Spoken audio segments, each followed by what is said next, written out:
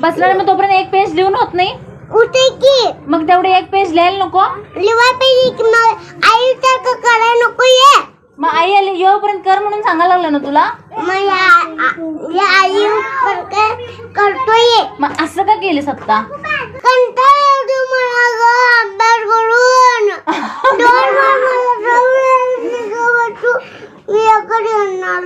अगं मी काय सांगायला लागले तुला ऐक तर माझं जरा तर ऐक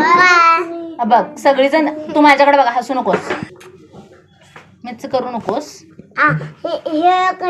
अगं लिह ग एक पेज